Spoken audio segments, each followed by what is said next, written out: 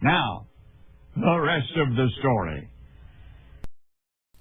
And just like that, welcome back. I still don't have my voice back yet, but luckily for me, I got Relina sitting on my lap, and she might contribute a little bit. So in this video, I just threw this camera up pretty much to film us playing with fire. I think I had it in one of the last videos where we had that combine shield that was all messed up, that it fell off and got ran over. Dad and Ryan actually had it beat back pretty straight as far as I could tell. But the problem was the spring handle, which you can see my dad is holding there, was tweaked a little bit, and in turn, when they were trying to straighten it out, it broke.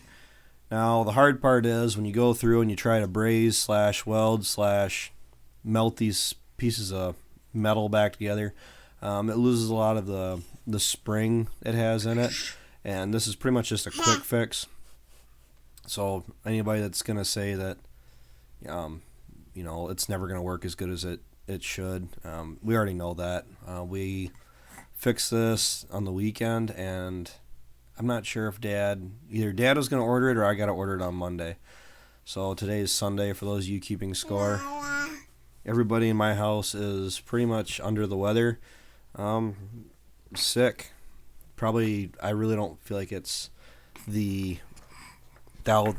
what should not be named, but just a bad cold, I'd say. I think we all got it from the little one.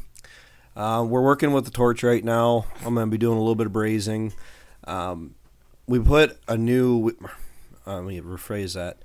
We bought a new torch set because our other one had pretty much just fallen apart where the valves were actually leaking, and we couldn't understand. We noticed. It seemed like we were going through a lot of gas, a lot of fuel, and it turns out that what it was when we were turning them on, we were also getting a continuous gradual leak out from behind one of the valves. So Dad just went ahead and bought a new torch set, new hoses, new regulators. Honey, drop it. Good girl. So what we're doing is somebody, which I don't think it was anybody in particular, but because these new regulators, they have these turn knobs on them compared to what the old ones have, and they turn really easy, to the point where just moving the torch from the work area back to storage, really easy to bump them and throw off your settings.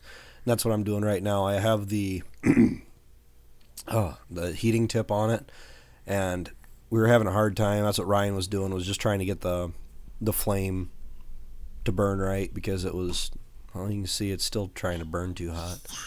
I might as well tell you the story that I'm going to be telling Dad and Ryan here. You're going to see me halfway talking to Dad and Ryan.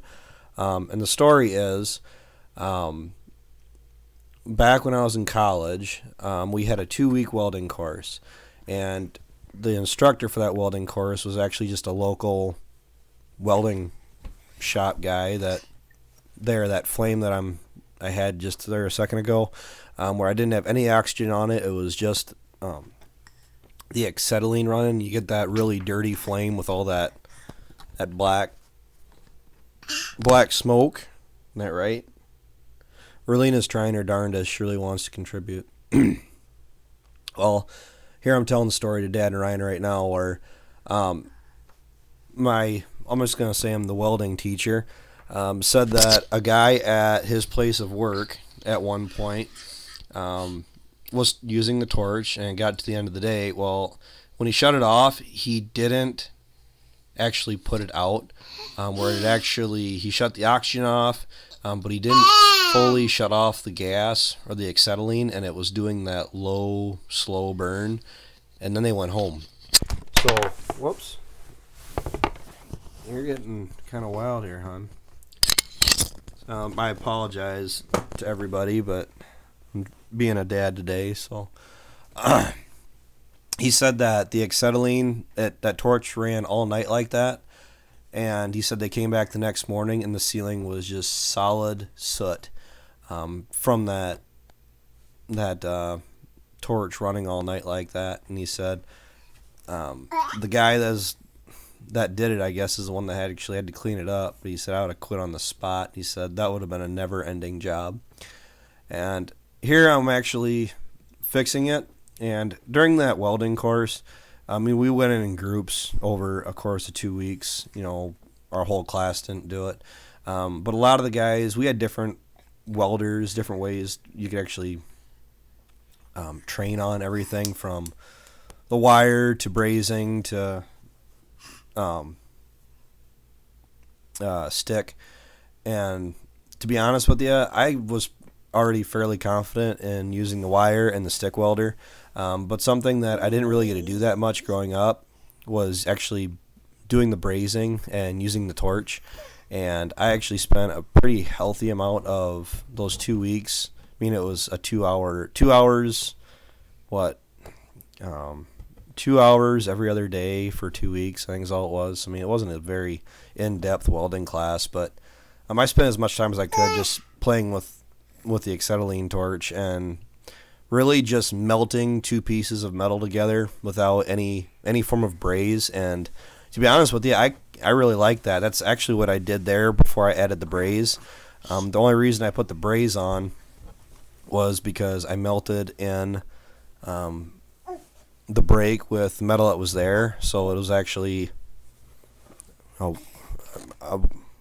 weak point that I created because the metal in that spring is, somebody's getting crazy on me here, was weak, so I just put a little bit of braze on it to give it a little bit more support. I mean, it doesn't have to last forever, and to be honest with you, they're calling for snow tonight, and they keep adjusting the forecast where they're pushing the snow back later and later, and the amounts to or the chances from 50 to 40 to 30, and we're on the lower end of it, so I'm hoping we don't get any snow.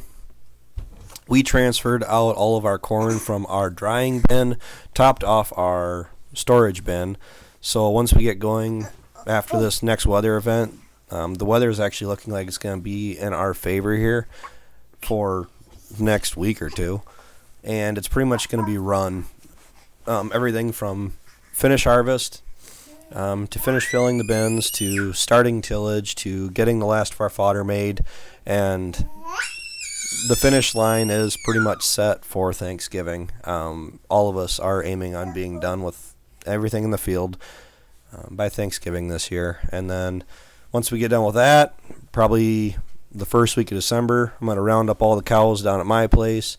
They need to be ran through the chute. Everything that is down here needs to be preg checked, my dad's and my cattle. Probably going to make a judgment management decision at that point in time if I'm going to wean off the calves right then and there, which I probably will. And then focus on raising cattle for the rest of the winter. I'm going to sell off the cows that aren't bred. At this point, they've been with the bull long enough that there's really no excuse they shouldn't be bred. I mean, some of them are getting old enough. But I'm going to go to another bred cow sale here, hopefully in December, as long as everything goes according to plan.